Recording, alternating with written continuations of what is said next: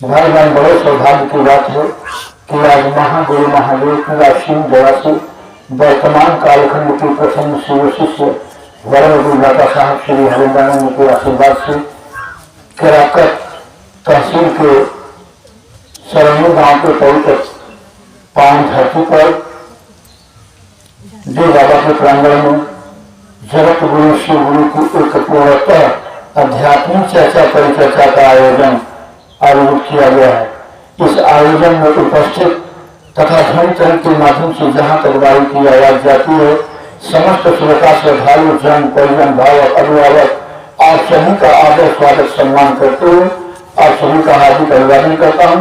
साथ ही साथ आप सभी के चरण में मेरा सदैव प्रणाम है।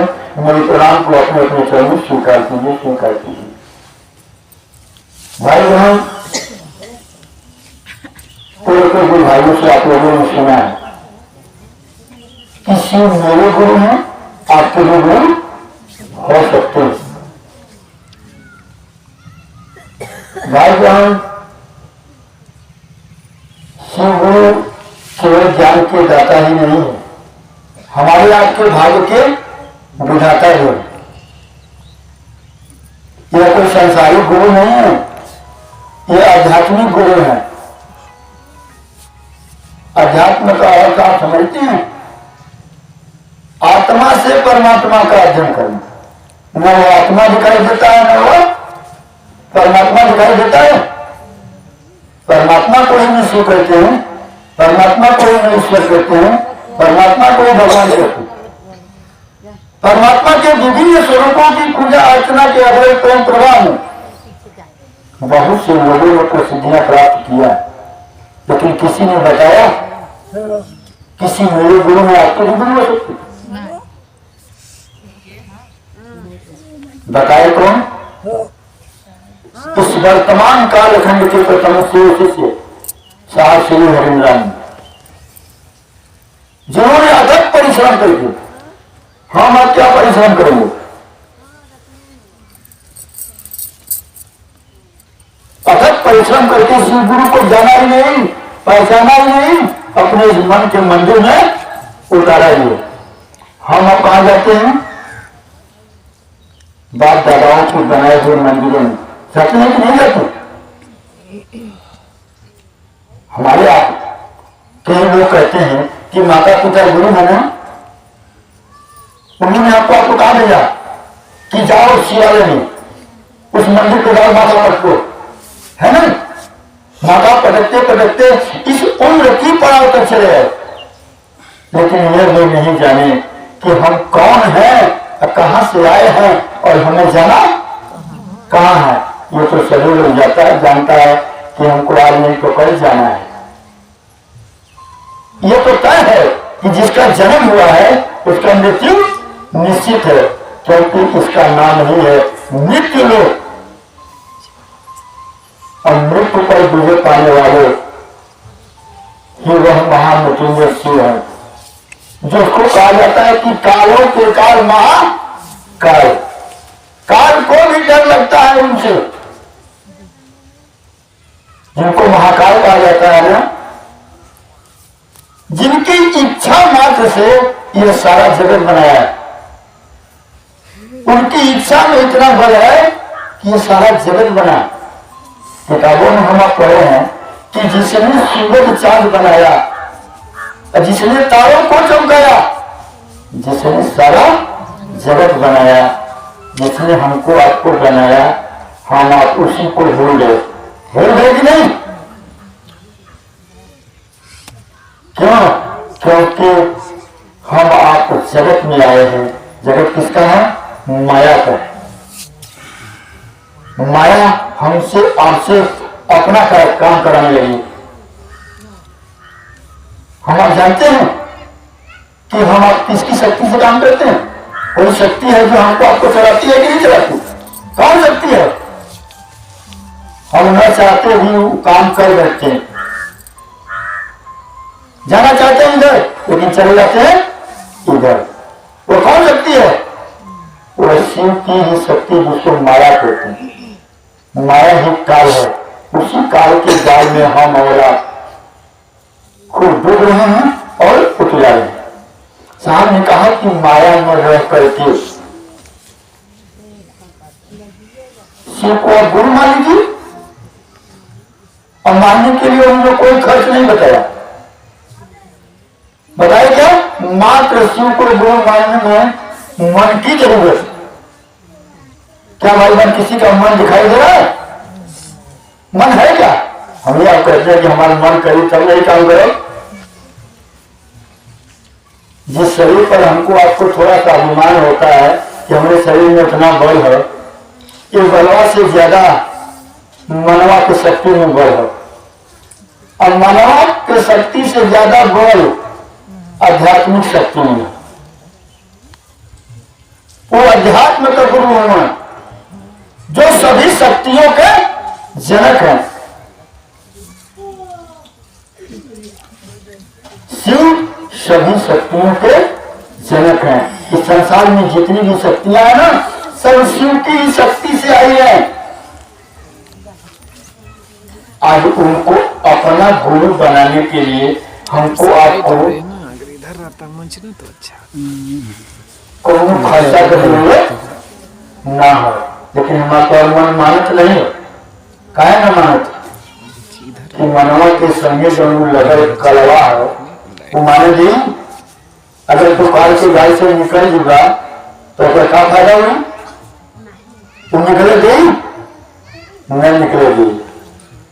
यही से साहब कहन कि शिव के गुरु माने लगे मन के जरूरत है।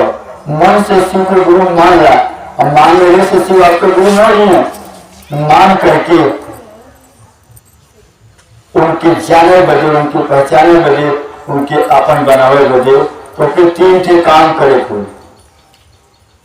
क्या करे कोई? काम करे कोई। कौन पूजा पाठ ना बदले। आज तक तो हमने खुद पूजा कर लिया। पूजा का अर्थ का होगा नहीं मालूम। पूजा करे बदे ज्ञान चाहिए कि नहीं चाहिए? आज कौन पूजा पाठ कराओ नहीं तो कल को पंडित जी के बोला जो आओ कल जी ना कहीं। भाई बहन साहब कहलन पूजा करे बदे भी ज्ञान चाहिए। तो ज्ञान को तो गुरु चाहिए कि नहीं चाहिए भाई बहन? तो भाई बहन अगर ज्ञान को तो चाहत हो तो गुरु के पास जुड़ा कि नहीं जुड़ा? जाए बहन तो स्कूल में नाम लिखा लेने से कहा मास्टर तो ज्ञान बोली पढ़े जुड़ा था ना।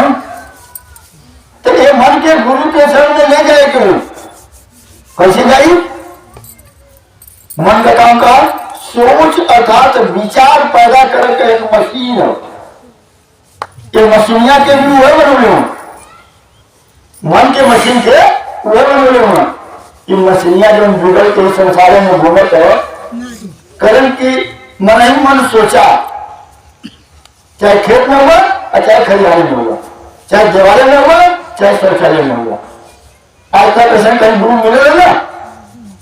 कौन गुरु शारीरिक गुरु बंधन जरूर लगे। स्कूलों में भी देगा तो मास्टर का नियम चलेगा कि ना चलेगा? लेकिन जगत गुरु शिव कौन बंधन नहीं लगेगा। कारण कि मन ले जा गुरु के चरण। मन जल्दी जात नहीं लगेगा क्योंकि एक सही काल है कि जाए न दे। एक हिसाब करके मन ही मन तो गुरु से कहा, जहां हुआ वहीं कहा शब्द दिला कि हे शिव आप मेरे गुरु हैं। मन कह रहा है कि हे शिव आप मेरे गुरु हैं। तो यार आओ तो काल झुकी देखा, मैं आपका शिष्य हूं। मैं मतलब काल अहंकार, मैं आपका शिष्य हूं, मुझ शिष्य पर दया कीजिए। जब ये झुकेगा ना तो गुरु दया करेंगे। गुरु की दया ही दीक्षा है। तब ये काल का प्रभाव कम होगा, तो यही जीव शिव की ओर उन्मुख होगा। जिसको कहते हैं गुरुमुख ना, पहला सूत्र ही जब तक गुरु की दया हो नहीं होगी ना तब तक न ये जीव की दशा बदलेगी न मन की दिशा बदलेगी। जो मन संसार के काम के लिए दौड़ रहा था ना, वही मन गुरु के काम के लिए चलने लगेगा। गुरु मात्र अपनी दया से इस जीव को शिव बना देते हैं। गुरु की दया में इतना पावर है, लेकिन जब आप दया की स्थिति में जाइएगा तब तो ये जब मन गुरु के चरण में झुकेगा तब ना गुरु आपको उठाएगा। भाई बहन, इसीलिए साहब कहें कि आप एक बार से लेकर 1000 बार तक आप दया मांग सकते हैं, लेकिन मन से, बोली से नहीं, मन से। मन ही मन सोचिए, विचार कीजिए। जब ये विचार गुरु के चरण में जाएगा ना, तो विचार के साथ ही गुरु का भाव आपके जीव में भर जाएगा। यही जीव शिव के भाव में चलने लगेगा। उसी भाव के भरोसे आप अपने परिवार को, अपने समाज के, अपने लोगों को अपनी गुरु शिव से जोड़ने के लिए, जो इस जगत में भूला है, भटका है, दुखी है, उसको गुरु शिव से जोड़ने के लिए अपने गुरु का गुणगान करिए, अपने गुरु का बखान करिए।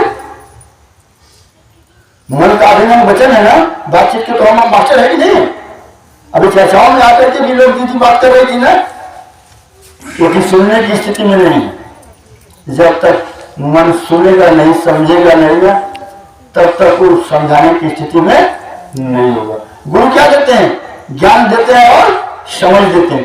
ये नहीं करते हैं, जब आप समझने की स्थिति में होइएगा तब ना गुरु आपको समझाएगा, सीखने की स्थिति में खड़ा होइएगा तब ना गुरु आपको सिखाएगा। तो ये मन चर्चा में जब आए ना, तो मन गुरु की चर्चा सुनने की स्थिति में खड़ा है। अगर हम लोग दूर जिला पार करके ना आए यहाँ, काहे के लिए आए?